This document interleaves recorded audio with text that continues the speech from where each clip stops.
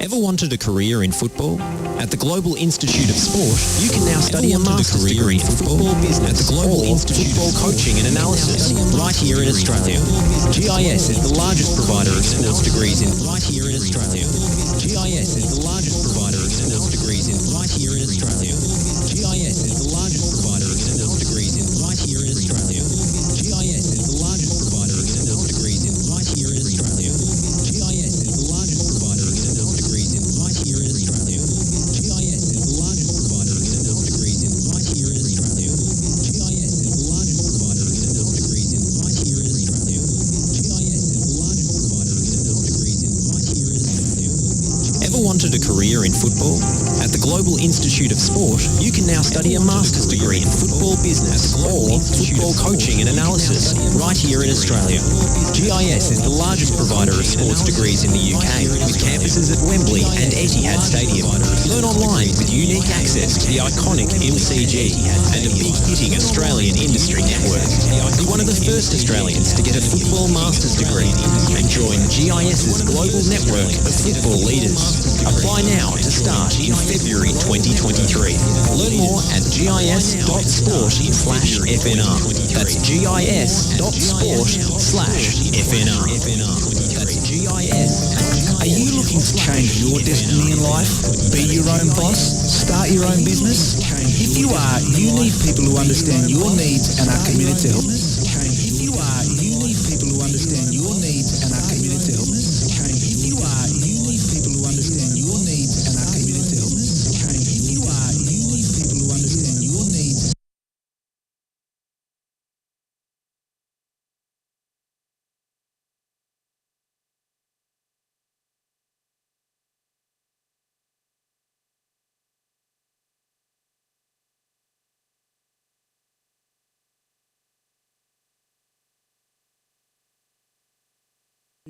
Since 1998, Lanco Group has been providing superior civil engineering solutions Ever wanted and a career in advice to football? developers, At the local Global government Institute and of Sport, service you can now authorities study a across master's Australia. degree in football Lanco business Group is or known for football delivering coaching and sustainable, analysis efficient right here in solutions. Australia. By working GIS is the closely largest with provider of clients, sports Lanco degrees in Group the is UK, able to with meet the campuses at complex Wembley and infrastructure Etihad Stadium. requirements for Learn residential, online with unique commercial access and to the industrial iconic developments MCG on time, and a big-hitting on budget. Australian Find industry out more network. at Be one of the first Australians to get a football Lanco master's Group, degree your and business join partner for GIS's engineering global network solutions. of football leaders. Ever wanted a career Apply in football? now to start At the in Global February Institute of Sport, 2023. you can now study Learn a more. master's degree in football business or football coaching and analysis right here in Australia. GIS is the largest provider of sports degrees in the UK, with campuses at Wembley and Etihad Stadium. Learn online with unique access to the iconic MCG. If you are, you need people who understand your needs and are committed to helping you make it happen. At DKP & Co Chartered Accountants, we are more than just accountants. We are business advisors, taxation consultants, and strategists that specialise in setting up businesses. We understand the client and give them the very best customised advice and strategies to achieve their goals. Visit our website, dkpco.com.au, or give us a call today on 03 9023 9370. Fast, proactive, personal. That's DKP & Co Chartered Accountants.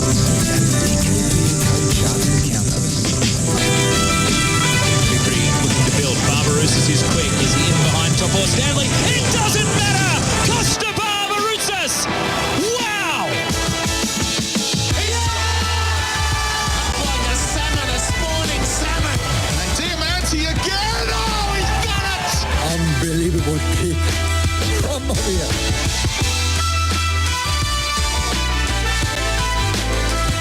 We started with 6, and now just 2 remain. The A-League Grand Finalists decided in plenty of semi-final drama over the weekend. Western United and Melbourne City booking their place in the A-League Men's Grand Final for this Saturday at 7:45 p.m. at Amy Park. I mean, if the semi-finals are anything to go by, Jason Goldsmith, here on the Oz Football Hour, this Grand Final is going to be a cracker. It should be really good. The semis on the weekend were great. I think Western United definitely played in the played the better football leading into the final, but I think, and you've got Melbourne City with runs on the board. This is their third in a row. Western United, third year in existence, so quite the achievement, and kudos to John Aloisi and all the powers that be. They got this list together and got them fit and firing at the right time of year. Yeah, absolutely. Plenty to get through, obviously, on the domestic front.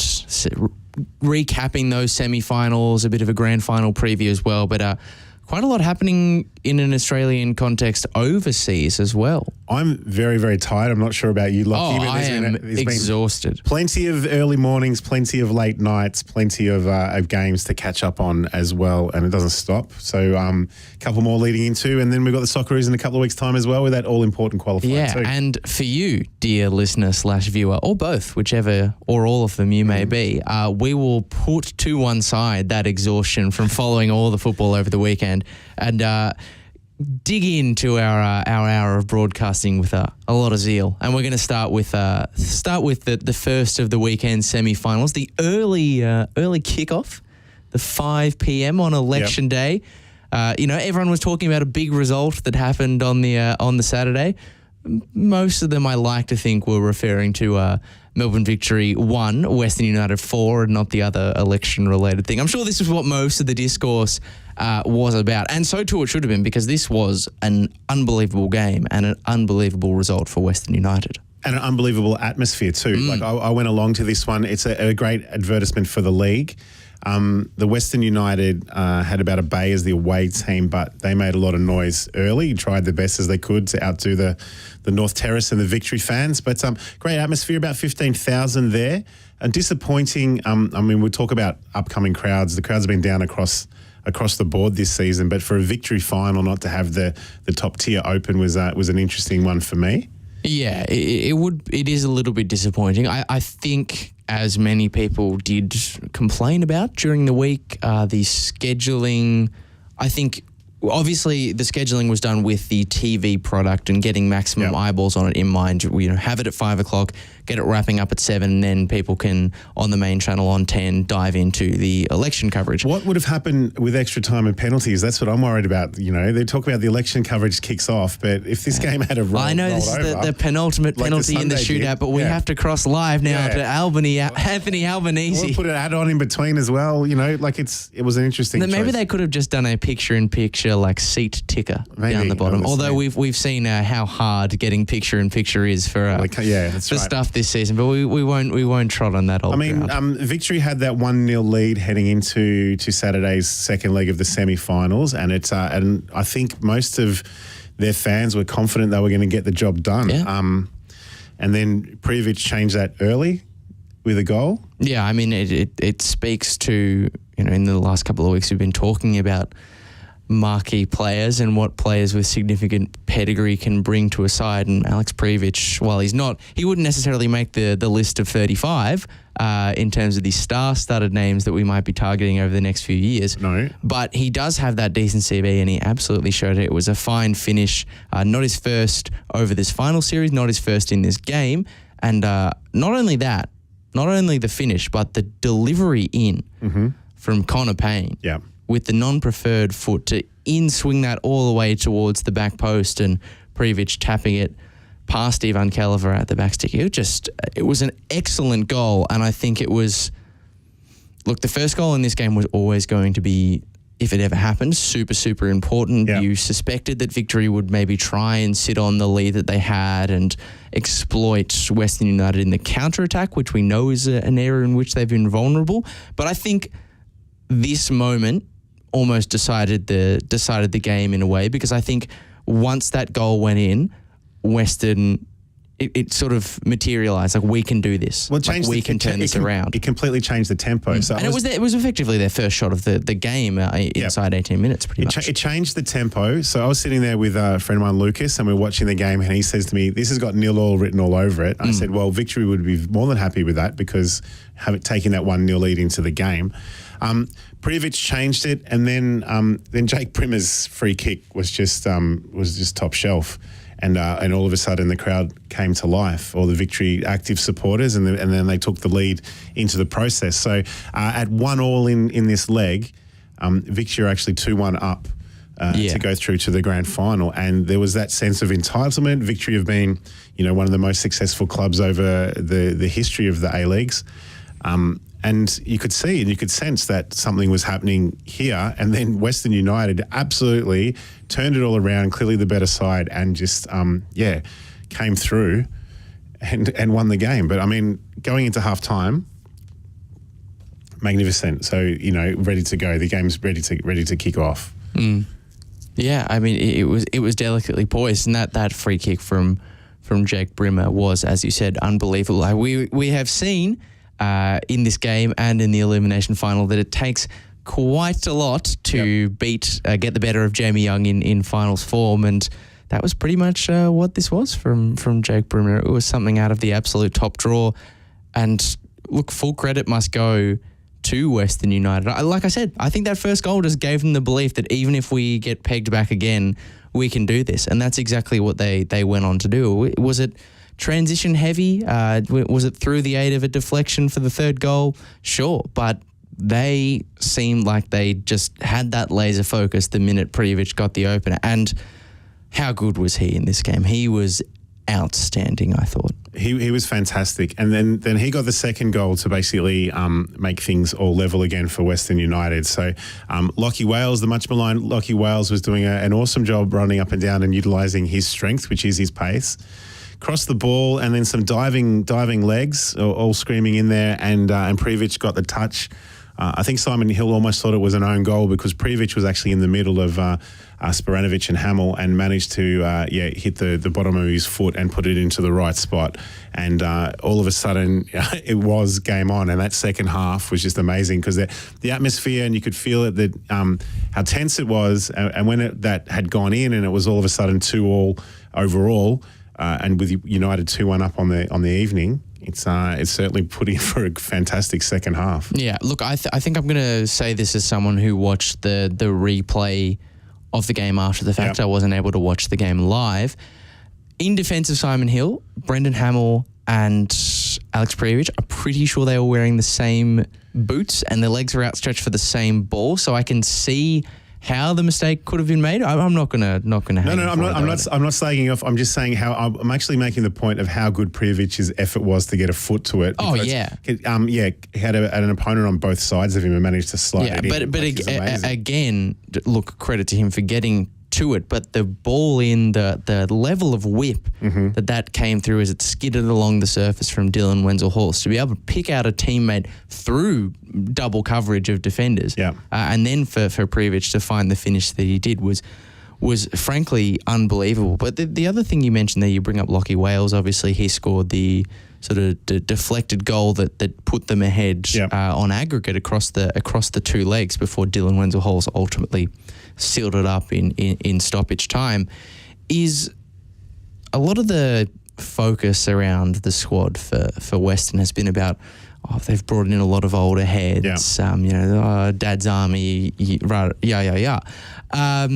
But I also think that one thing Western have done quite well throughout their stretch is to identify value in players that maybe other teams aren't seeing. Because I think over this game, for example, and to a larger extent over the course of the season, I mean, Connor Payne has been a Western United player since day dot, but at the time, not a player that a lot of people would necessarily have placed a lot of stock in, would have held in quite high regard. But under Mark Rudan, he turned himself into a different player, got a new lease of life, and he's continued those solid contributions throughout. I mean, again, that assist that he had, I think if you said 3 years ago to a lot of people, I don't think many people would have agreed or thought that Connor Payne was capable of that sort of a delivery into the box with the non-preferred foot. Lachie Wales, obviously there was a lot of hype and a lot of hope around him when he did make this switch across from Central Coast, where he'd performed very well, to a big club in Melbourne City. But at City, let's face it, he really, really struggled. A lot of City fans grew quite antagonistic and quite sort of spiteful towards him because of some of the because he wasn't scoring, because of some of the performance that he's been putting in, and I think a lot of that spite has spilled into his relationship with those fans now that he's a Western United player. But again, he is coming off the back of some difficult seasons for City. A confidence thing for him too. You'll recall that he did score at the Olympics against Argentina. So you know, that's one thing that really would probably give him a boost. But brought into that environment with a point to prove after the time at City, particularly this season, he's been excellent. You know, used in that new position, coming through the middle as well as being able to play out wide. He's getting assists. He's scoring goals, and he will be one of, I reckon, the most motivated players out on the pitch this Saturday coming up against his old club. And Ben Garuccio, another one in that list. Yeah. Again, he's been a great A-League player over the stretch, but let's not forget his most recent season in the A-League before joining Western under John Aloisi was as a sort of second fiddle to a starting option. Didn't see that many minutes. So he'll be another with massive, massive fire under the belly, and I think that's going to make for a cracking contest. But to maximise those kind of players who not everyone would have rated, in addition to the more established names, the big CVs like Prijovic, I think Western deserve quite a bit of credit for that. You talk about Dad's Army, but Saturday's second leg, you had Diamante's hardly played this season, and you got Topper Stanley on the bench as well. So they're not actually contributing on the field for them, but as a dressing room presence, they would be amazing. The Dad's Army guy that's making the massive difference for them, and we've seen it time and time again and again in this, is the goalkeeper. Yeah. We mentioned, we spent a lot of time talking about Jamie Young's save last week. He did one again off Josh Brillante on Saturday night. Just amazing. The form that he's in is just sensational. To score past him, you've got to be doing something pretty good. Yeah, and obviously we don't know what's going to happen this Sunday. We don't know who's going to stand up. But if you were sort of giving out a finals player of the season at this mark, I mean, I think Alex Prijovic is probably the only other teammate or other player in all of the finals campaign that really can hold a candle to the quality that Jamie Young has provided, because obviously that early save that he made off the long shot, I can't recall who the victory player it was that had the shot now, but it maybe is Brillante. Brillante, thank you. It maybe if that isn't Jamie Young behind the goals, we're talking about maybe a different game, maybe a different result. I mean, the second half had it all, really. Once Lachie Wales scored and it was, Victory chasing that equaliser, they chased and chased and chased. They did leave everything out there. And at one stage, I think, I noted down, Majota hit the post in the 87th minute. So that was just a matter of inches and centimetres that changes the whole dynamic. It's not going to do anything to endear him any further. And of course, 9 minutes into the second half, the injury time in the second half, Dylan Wenzel's haul has pretty much put it beyond doubt, and the Victory fans started pouring out. They had a handball shout too late in the game too on Kilkenny. His hands were by his side. Ref looked at it. VAR weren't going to look at it. The fans weren't too happy because it was inside the box, but his hands were right by his side. But they did the job, and full credit to them. And I think it's sort of, for John Aloisi, he'll be coming up against, although they're a different name, the team that gave him his first professional coaching gig. But if you saw on the highlights, all the players chanting John Aloisi when he came back in afterwards, like the respect that he must be held in by his players, it's pretty amazing. Third go at coaching, see how he goes in the final. But it's a credit to John Aloisi, given he didn't have the greatest of results at Melbourne Hearts. He didn't have the greatest of results at Brisbane Roar. In fact, I think he was in charge when the numbers were falling off their jerseys in that Asian qualifier, Asian Champions League qualifier. And it's hard to not just results, but also image and perspective counts for a lot in Australian football. And the fact that he was the manager in charge of that, and he's been able, well, not in charge of it, he wasn't taping the numbers on the back of the shirts himself, but in charge at the time of those kind of events. It's hard not to be tarred by the same brush, and credit to him, he hasn't, and has gone on to effectively to just make the grand final is his biggest coaching achievement to date. It's the only real shame with this is that if they do happen to take out the toilet seat trophy, that where do they go? They can't. They go to Essendon Football Club. They don't have that stadium there that they could have taken it back to. It would look pretty nice in and amongst, as someone who's been to the hangar, it would look pretty nice in and amongst the wall of 16 premierships. I don't think when the club was established that they thought they'd get a trophy ahead of a stadium. I mean, the whole basis of this expansion team coming into play was their own stadium. So that's the only disappointing thing for me, that maybe they've jumped ahead with their success on the field. I mean, ahead of the stadium. Devil's advocate, might that be a good thing in terms of generating extra interest, extra fan? The fact that they're doing this, or potentially being able to get this result on the cusp of, depending on the development of the training precinct, they might actually have albeit temporary home ground to play games out of. Stadium would be great. At the earliest halfway through next season. They've got the A-League women's side making their debut next year. Is it a good time for them to be sort of getting that win, generating a bit of a buzz? Well, it's always a good time for them to generate buzz. There's never a bad time to win a grand final, is there? No, that's true. They will take it for sure. I'm just saying that, I don't think they would have forecast the trophies before the stadium. That's true. Although, going back to the comment you made before about the atmosphere at this game, credit, I think, must also go to Western United for the noise that they made. It wasn't just Victory fans. Western crammed they didn't cram, it wasn't forced. They weren't at gunpoint or anything like that. But they encouraged the Western supporters to fill out and buy your tickets, specifically, I think it was bays 15 and 16. Yeah. And it really worked to create a good sort of counterpoint to Victory. Absolutely. You can see all the celebrations, all the players knew where to go, and all of the noise was coming from there as well. I mean, there's no club that can make more noise than Melbourne Victory fans at any stage. And we saw that even the Wellington Phoenix could make more noise than some of the Melbourne teams. For different reasons. So they did a great job, and I think that the atmosphere for Saturday should be fine. I'm actually expecting a decent crowd for this. The two Melbourne teams then should go through to 15 to 20,000, which is not a bad thing. Everyone will say there'll be empty seats and whatever, but it won't make a difference. We should be focusing on the action on the pitch, and they will generate enough of an atmosphere that 15,000 will be fine. Yeah, I think so. I mean, I think the early mark from what I've seen so far is that 12,000 tickets have already been sold. The top deck of Amy was initially closed, but I think they've partially opened it now because of the promise of the early sale. So I think, considering last year's grand final, Sydney fans were probably reticent to attend because they were sort of on the verge of lockdown at the time. They weren't allowed to. No, they weren't allowed to. They weren't allowed to, of course.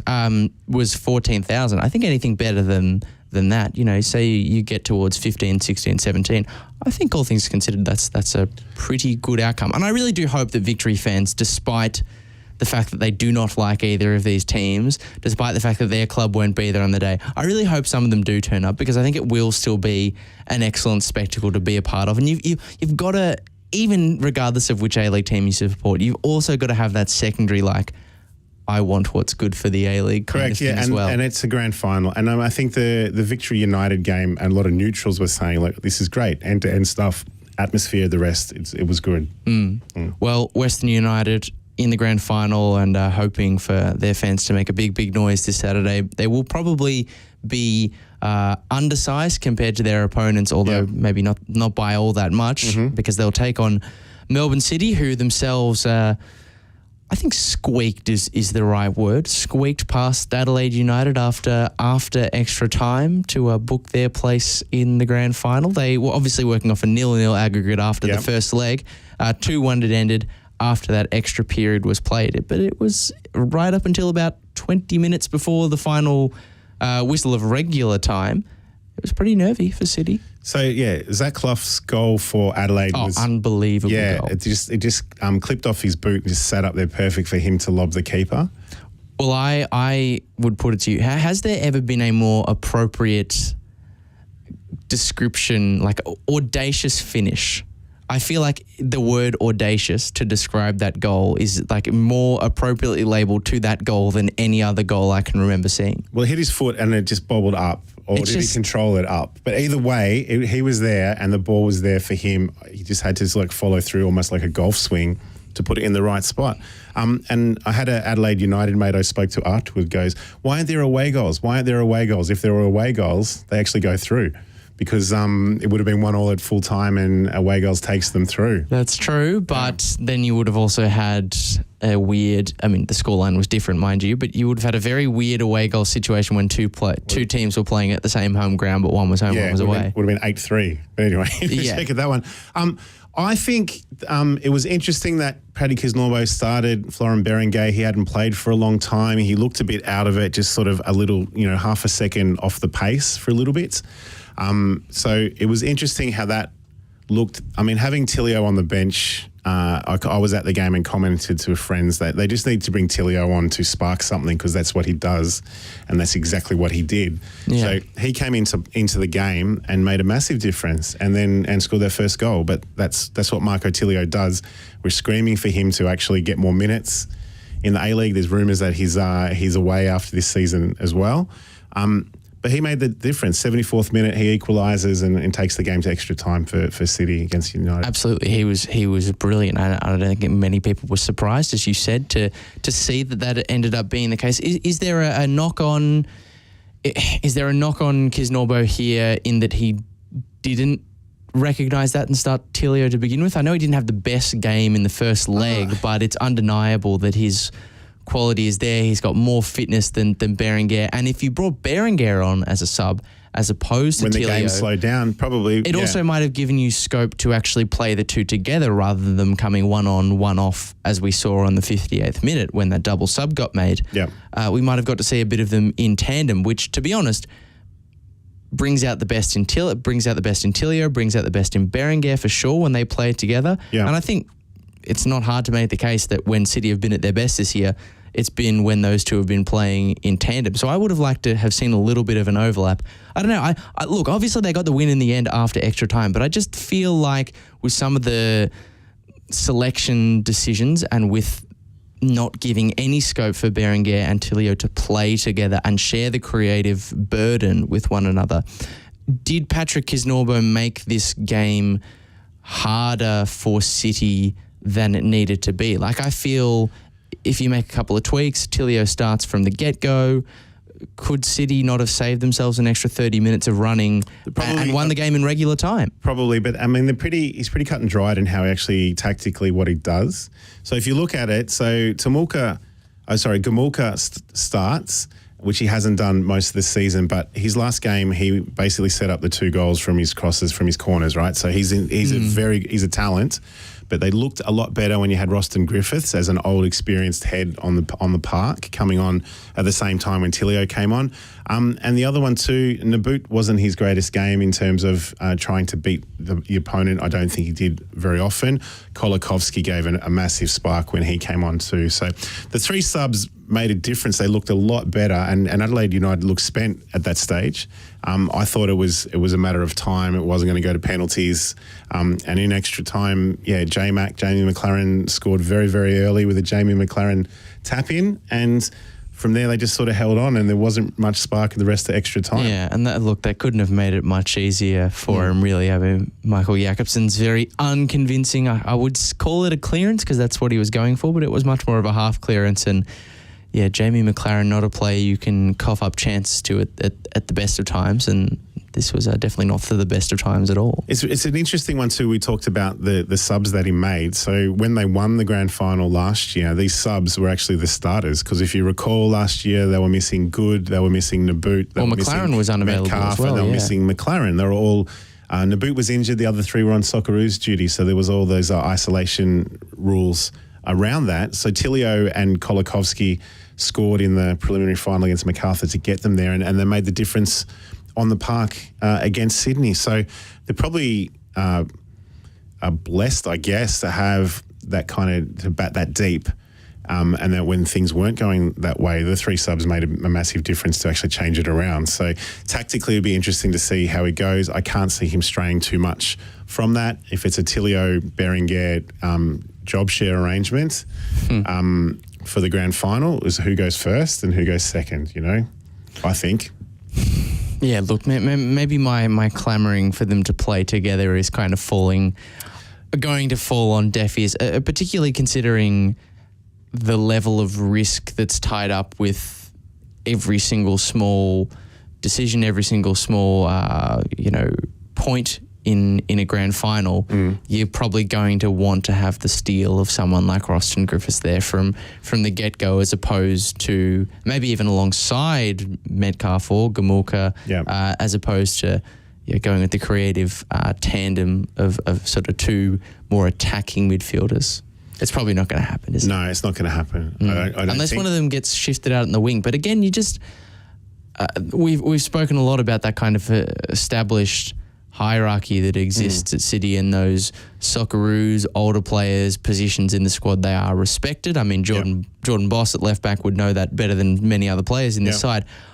You could slot Tilio in one of those places. Naboo didn't have the best game. I just don't see it happening. No, look, I think the result was the best result for the season. Melbourne City being the better team of this season. They've been super rusty the last couple of months, and that's either they're down to the Asian Champions League campaign and they're just sort of getting back on track, getting the cobwebs out. Berenguer hadn't played for a couple of months as well, so we give him credit. He might be better for the run. Yeah.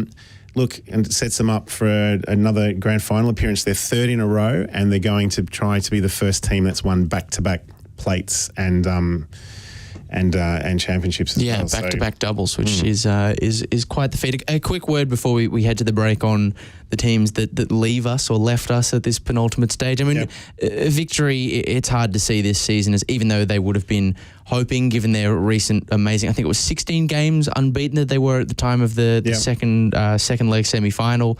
They would have been hoping to make that grand final, but I think in the context of 365 days ago, has to go down as a qualified success for victory. Massive win. The coach and the players they brought in, huge. Yeah, it seems as though, look, you can make your own comments about how you feel about the style of football that Tony Popovic plays, but I think it's something that is very well connected to that combative, very physical, very direct, very intense style. I actually think is something that historically has suited victory pretty well. So I think there's a good pairing there, and I think they're a team to continue to watch out for next season. Adelaide, look, again, they were one of that group of teams that, I guess they didn't really fall into the finals. They were in the top four. They finished fourth. How do you rate the season? There's been plenty of good young players coming through. Maybe a chance to give them more scope in. They finished fourth. Years. They pushed a lot of young players through. They're going to lose a couple, which we'll touch on later, that are off to France. But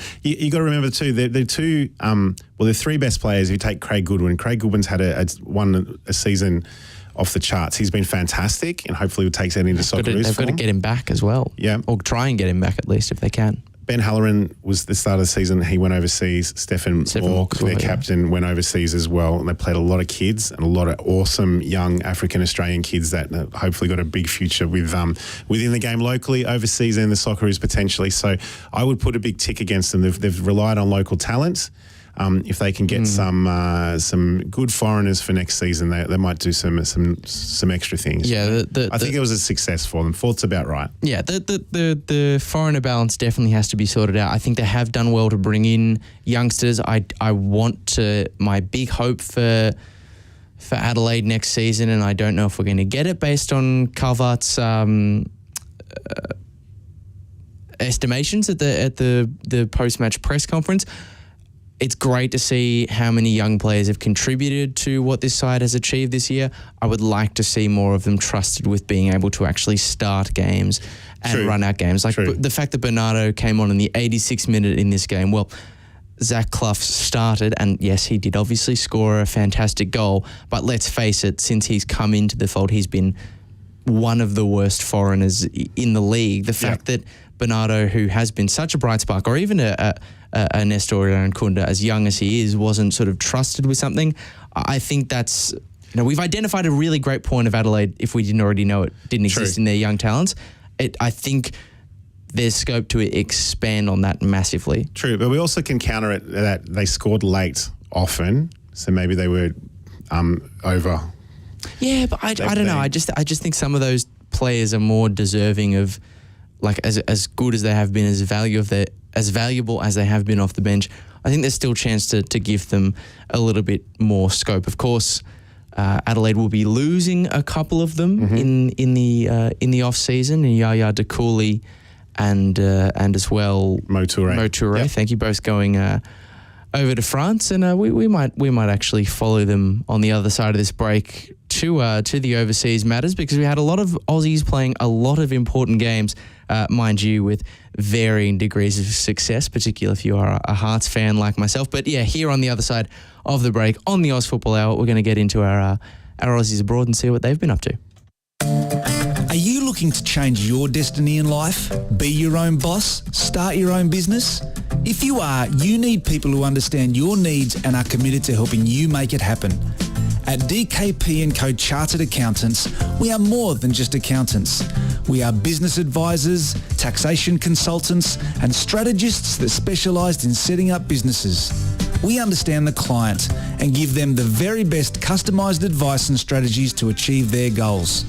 Visit our website dkpco.com.au or give us a call today on 03 9023 9370. Fast, proactive, personal. That's DKP & Co Chartered Accountants. Ever wanted a career in football? At the Global Institute of Sport, you can now study a master's degree in football business or football coaching and analysis right here in Australia. GIS is the largest provider of sports degrees in the UK, with campuses at Wembley and Etihad Stadium. Learn online with unique access to the iconic MCG and a big-hitting Australian industry network. Be one of the first Australians to get a football master's degree and join GIS's global network of football leaders. Apply now to start in February 2023. Learn more at gis.sport/FNR. That's gis.sport/FNR.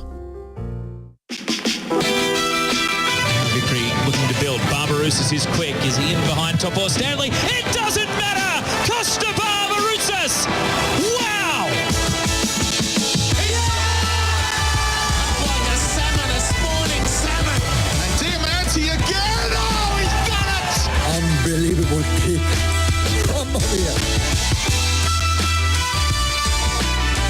Back here on the Oz Football Hour, we have ripped through already, if you're just joining us, our semi-final reviews of Victory in Western and Melbourne City and Adelaide. If you've missed any of it, if you want to get our thoughts, you can check it out either on this stream when it finishes at full time, or check us out on any of the or your preferred podcast platform. You just find FNR Football Nation Radio and you'll be able to check it out. We're going to come up with a grand final preview at the end of the show, saving the juiciest bit till last. But in the meantime, we've had a lot of players overseas, the Kangaroos abroad, doing plenty of important things in plenty of crucial games. Where do we want to start? Is the Europa League the place where we're going to go first? We can. Why don't we start with the winners first? Okay. So who are the winners first? Well, Aiden Hrustic is a winner. Absolutely. So we can go with him. Yeah, so didn't have too many minutes as Eintracht Frankfurt and Rangers in the Europa League final went to extra time.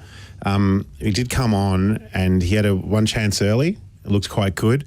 They won on penalties, Frankfurt, and our man Hrustic had the second penalty for Frankfurt and he absolutely nailed it. What an Iceman. Like I watched that and I'm like, no wonder he takes the dead balls for the Socceroos. I want him taking every penalty for the Socceroos from now on. Can we petition to the AFC? Just let us, we don't actually want 5 different penalty takers. Just him to do 5. If you let him do the first 5, we'll give the rest to Matt Ryan. Was that, if we need it? That was at Rangers' end too, right? So yeah. When he said, he was like, there's a wall of blue behind me. It was in front of hundreds of Rangers. It was one of in those stakes to be a substitute, and particularly let's not forget the substitutes at the Euro final last year were one of the big letdowns. Gareth Southgate was chastised for bringing these players on who weren't fresh. There were studies done.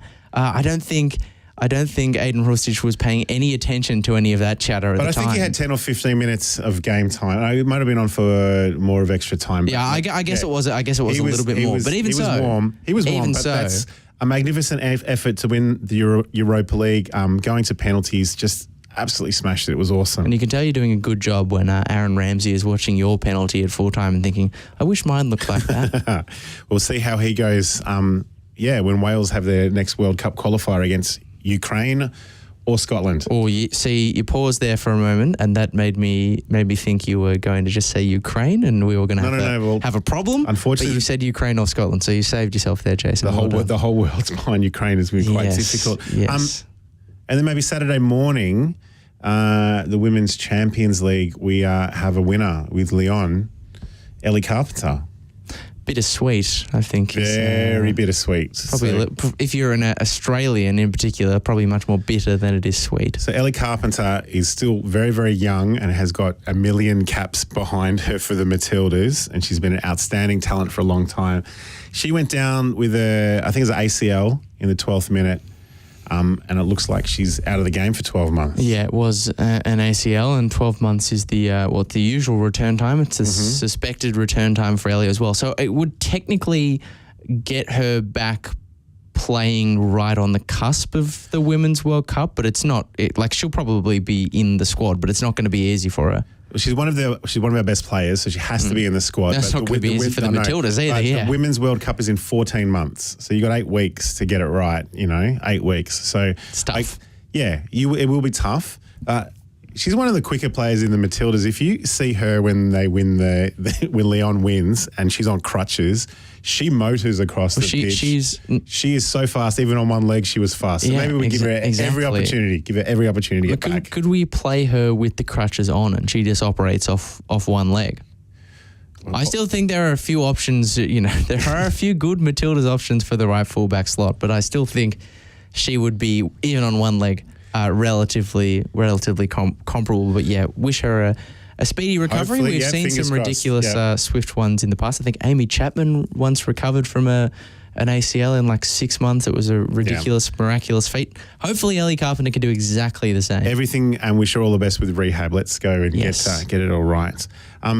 The other one, if we go chronologically, I guess, wouldn't probably work.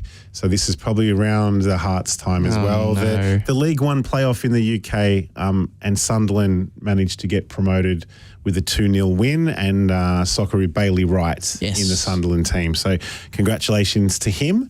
Did a great job there in League One, and hopefully helps them into the Championship next year. And a shout out to Ian Sison from FNRs, if you know your history, who is still over in the UK, but took his sons along as a lifelong Sunderland fan to watch that at Wembley. That would be pretty impressive. Yeah, I mean, that would have been absolutely spectacular. I consider doing a similar thing for the next game I imagine we're going to head into. Yes.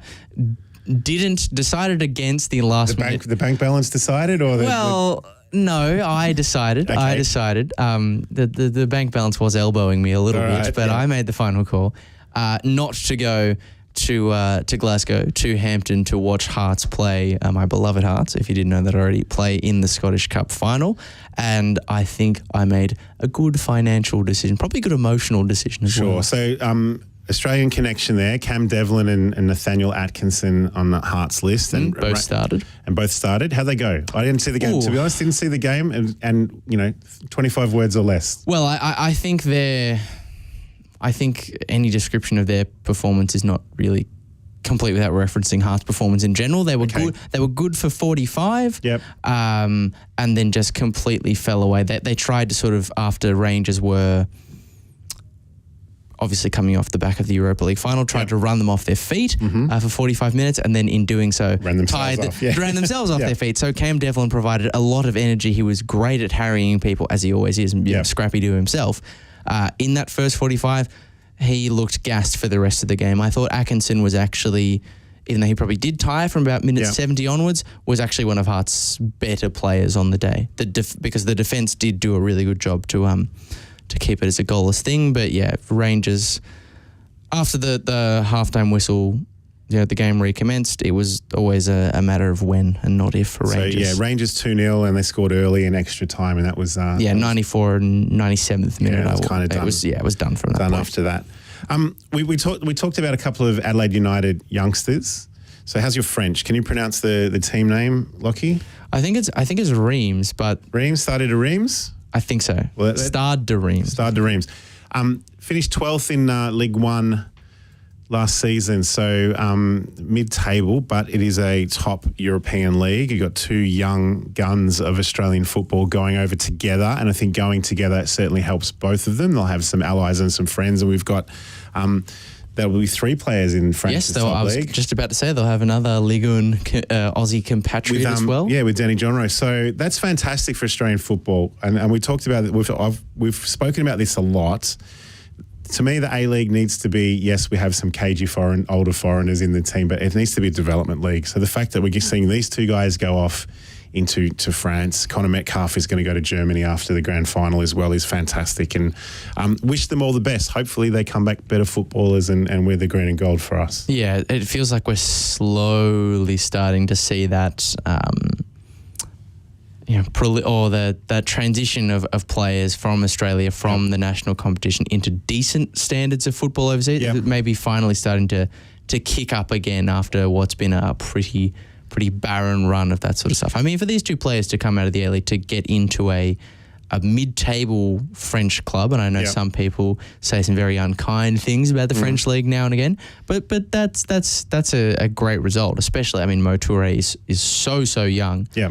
And Yaya Doucouré maybe hasn't played as many minutes, but the fact they've still been able to recognise his talent is really good. And just to know that they're watching as well. That's been the plus. Nice. That's been such the that has been some of the positives of the last few seasons of the A-League men's, is that we've had to rely on local talent and develop and fast-track youth and have fast-track Australian coaches. And, we've seen some results out of that.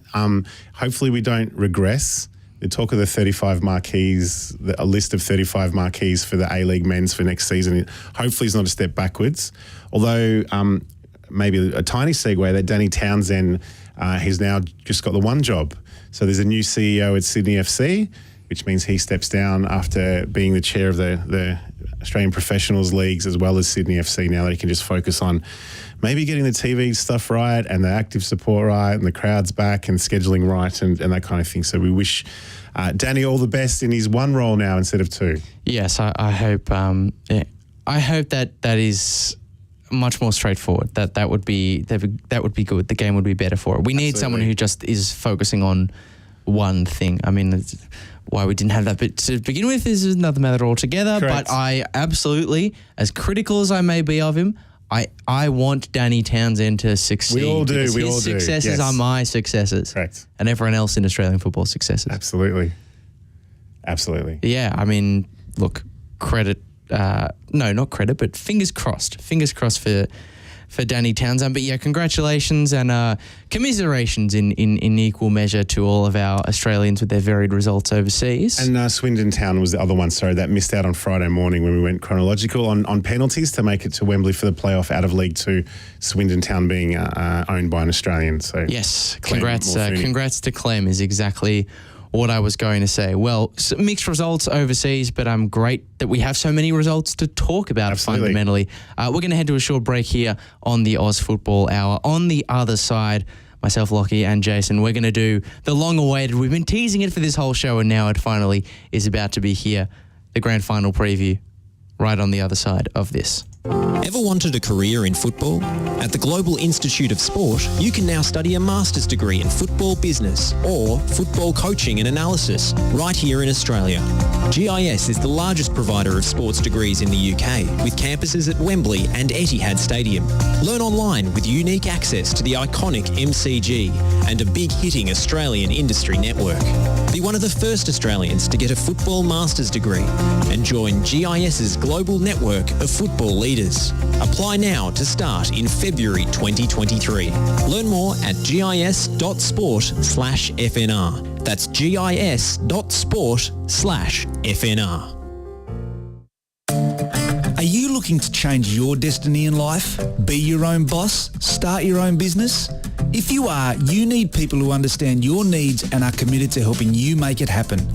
At DKP & Co Chartered Accountants, we are more than just accountants.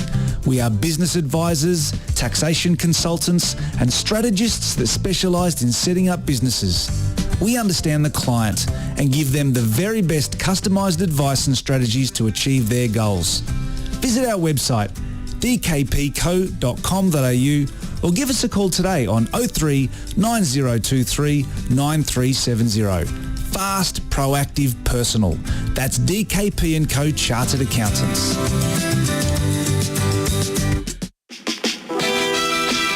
Vickery looking to build. Barbarouses is quick. Is he in behind Topo Stanley? It doesn't matter! Costa Barbarouses!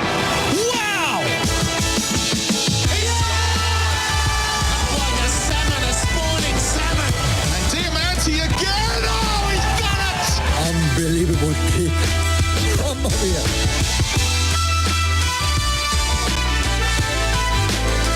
for the final time tonight here on the Oz Football Hour. It's the moment you've all been waiting for. It's the moment we've been waiting for here in the studio. The A-League's Grand Final. The A-League Men's Grand Final is upon us, and we're going to be getting in early.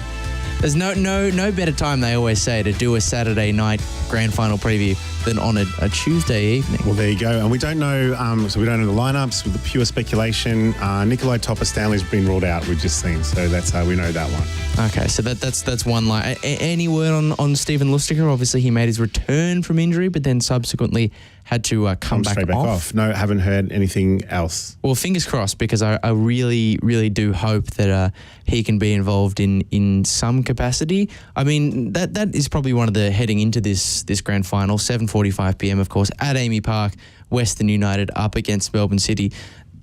I think that is probably one of the big talking points heading into this game is the amount of injuries that Western United have had to deal with throughout this final season, and the way they've really the players who have filled in have stepped up to the plate and have put them on the verge of what would be a historic victory.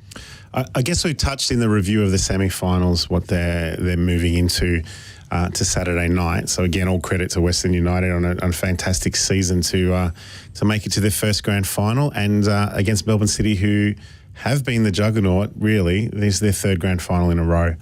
So it'll be interesting to see how that all pans out. Tickets will be available, I'm sure, for a lot of people, but there'll be enough noise and enough of a crowd to make it a real spectacle. So if you can't make the game, make sure you tune in and watch it. I'm actually looking forward to it and taking the family along. We talked about matchups too. Do you want to run through some of those, Lachie? Yeah. So, I mean, look, there are a lot of one-to-one battles that I think are going to be very important on the weekend. I think there are two that really stand out for me, and one of them does sort of depend on whether or not this particular player will be starting. But if Marco Tilio, after his promising match-winning performance on the left for Melbourne City after he came off the bench against Adelaide, is enough to earn him a start. Very curious to see how he goes up against a recently returned from injury Josh Risdon, a Josh Risdon who both pre and post-injury in the last few weeks has been a really, really solid performer in what's been a pretty tight Western United defence. That's for me, that's one of the biggest. I think the other one I'd throw in the mix as well has got to be Leo Lacroix coming up against Jamie McLaren, not least because over the stretch, the games these sides have played together, and let's not forget, Melbourne City have not beaten Western United this season. Western hold the edge. They're the only team to have won between either of these two sides. There have obviously been some draws as well.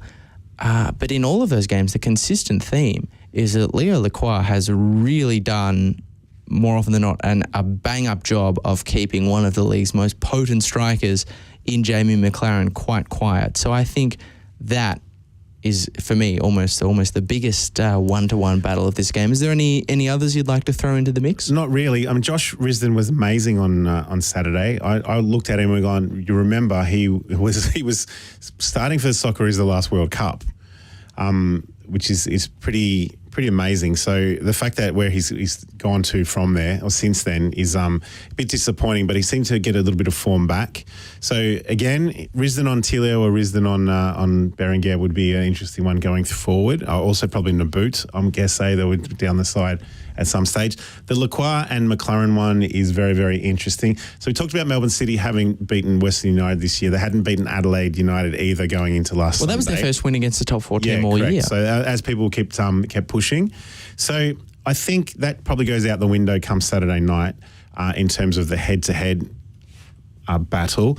McLaren might have a little bit extra in terms of what he wants to do. So he missed the win last year, and from memory, going back to the Sydney FC one in Sydney, I don't think he scored and didn't have much of a influence. Not, no. All right, so no influence, no start, and then now he's the third chance for Melbourne City here. So he'll have a bit of motivation, I'm sure. And look, it's been a criticism that's been thrown up at Jamie McLaren this season is does he turn up for the big games?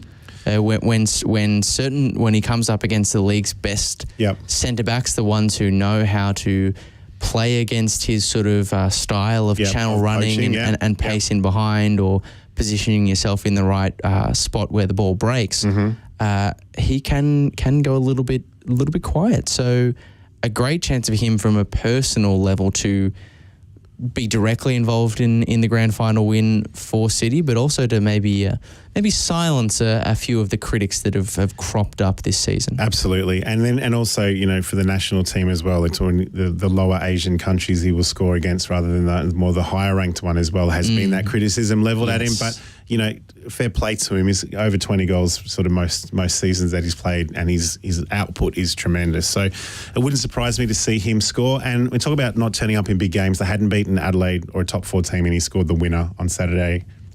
It was handed to him on... But it's still got to be there. There's a copper platter, not a silver platter necessarily. Yeah, it's an interesting one. There's also a little bit of extra motivation. We talked about Lachie Wales and how he was sort of underappreciated, underutilised at Melbourne City. Most of the same people are still there, so he's got that to play for. Neil Kilkenny is an ex-City player, via a stint at Perth Glory. He seems to be the general for Western United and really shoring things up, and basically his nice loud voice making sure that the ball is going in the direction that it should be. And John, the on-field coach. Yeah, he is. And yeah, absolutely. And John Aloisi obviously got his start as a player at Melbourne Heart, and then coaching. So there's a little bit for them to play for as well. I'm not sure. Excuse me. I'm not sure how this game's going to play out. I don't think it's going to be high scoring.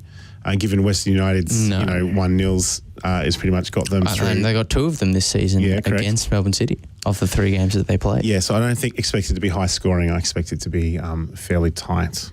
Interesting. Yeah, I know. I think that will be true. Is there a particular player who you think is, for either side, most likely to sort of be that if indeed we do head down the route of a very tense 0-0 kind of game, that looms as a potential game breaker? I mean, I think we touched on that in the semi. I think Prijovic has just shown that he can do it on the big stage, right? So he's the key guy for them, and being such a tall target man, he's doing it with his head and with his feet. Yeah. I mean, with the exception of the first leg of the semi-final, he's come up with extremely important contributions in each of the finals games, scoring the winner against Wellington with a well-taken finish, 2 well-taken finishes against Victory in the second leg to provide them the win, plus the assist. I mean, if he is able to...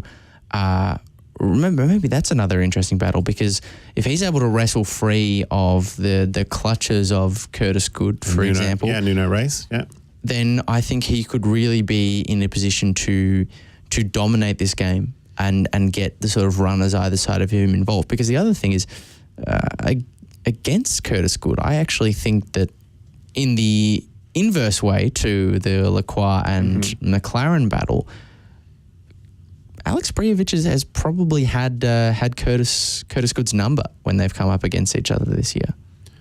Yeah, it's he definitely looks as the match winner for me from the United side of things. And City's defence has looked shaky. Goods looked a bit shaky. Glover's looked very shaky the last few games. Nuno Reis and Jenkinson and Jamison are the really cagey old pros in the back line that have really proven themselves. I haven't seen Jenkinson do much wrong this season in terms of every time he gets the ball, and then occasionally gone forward to kick some goals as well, or score some goals for them too. Be an interesting one. I think that the person that's going under the radar a lot this season and Saturday night will be for City is Matthew Leckie.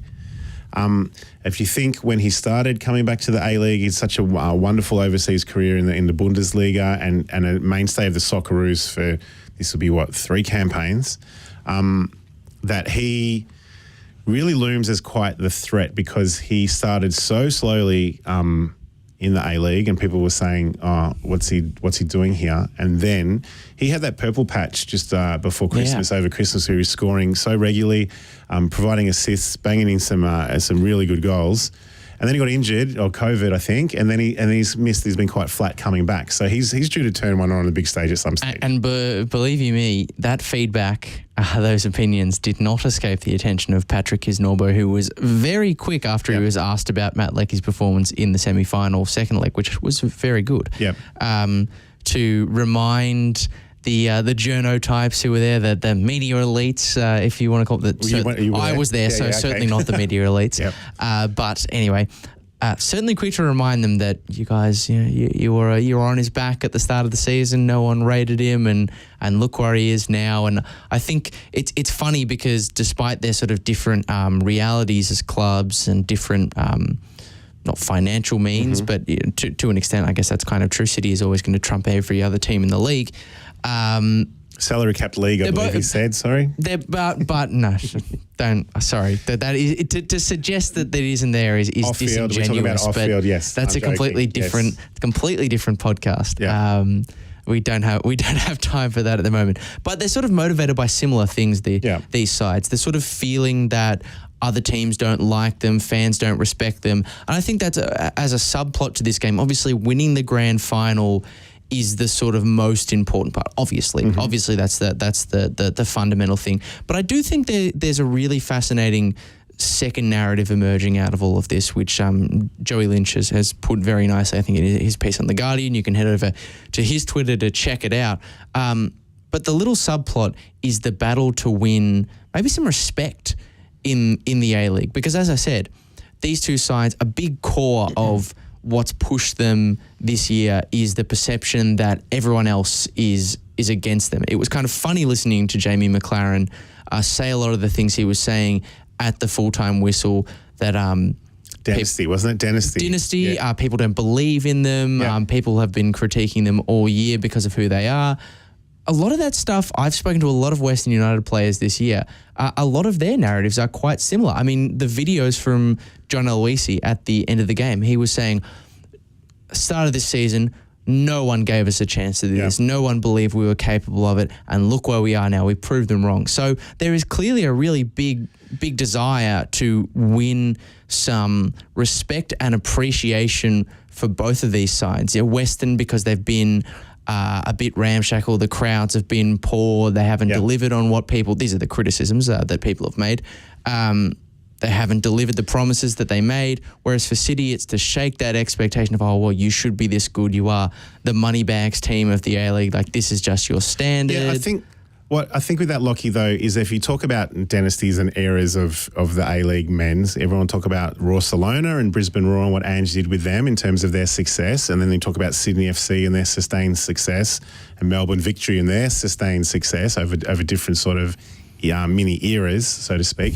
But no one's talking about City in the same boat, are they? They're not putting in the same boat. Well, how good has City been in the last 3 seasons? Because I guess with the comp on the nose a touch, the crowd's down, the TV rights, the issues, the uncoupling, all of that stuff has happened over the last few years. No crowds, the rest of it, Glory and Phoenix stuck in, hubs and all the rest of it, that they're not really given the kudos they probably deserve. If they win on Saturday night, absolutely. Do you think it will come for them? Do you think people will finally sort of say, we have to give you your proper fair dues? It should do, but people expect them to do that. What about for Western United? Do you think people will finally sort of accept what they've brought to the league, and will the critics quiet down? I hope so, because the whole establishment of Western United was based on having Melbourne rivalries and Melbourne derbies. So they've had one in the semi-final and they've got one in the final coming up. So it'll justify that. Absolutely. And hopefully it'll kickstart them in terms of attracting extra fans, fast-tracking the stadium, to be able to head into next season saying we are the best of the Victorian clubs. These two massive entities, we've made them look second-rate. Would be a huge deal for any marketing campaign. Correct. In terms of members and crowds, they're not the biggest club in Melbourne, neither of them. But in terms of success, they can be, right? So they can change that. Absolutely, they can be. But the question is, before we head out, we do have to do the standard procedure and go with a prediction. Jason, I'll let you take the lead. How do you see this game going? I'm going to the same scorecard as last year's grand final. I'm going to go City 3-1. 3-1 to City. Wow. Oh, you know what? I know what you're going to say. Yeah, I think you know what I'm going to say. What you got? I think Western are going to do it. Okay. I think they have shown this season that they have had more often than not the measure of City, and I know you will say to me that regular season results don't necessarily factor in, but I think tactically from those games, these two sides haven't shifted all that much. Yeah. City have got the same vulnerabilities that they've had all season, defending, pace in behind in particular. Granted, Western United have struggled with that a little bit as well. But whoever gets the first goal in this game is going to win it. I think it will take a while to come, but I think Alex Prijovic will get it in extra time and Western United will climb the mountain. What score? 1-0. 1-0. 1-0 after extra time, Alex Prijovic. 1-0 to the Western boys. How fitting, if it does indeed happen, that be the closing narrative, for Western United, the closing narrative of Western United season. But despite our split predictions, one thing is absolutely for certain: we don't need a crystal ball for this.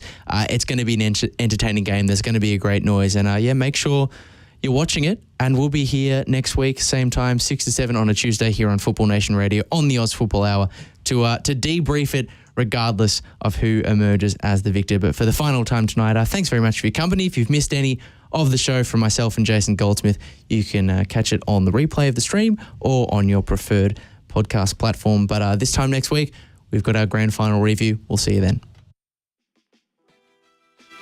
Vickery looking to build. Barbarouses is quick. Is he in behind Top or Stanley? It doesn't matter!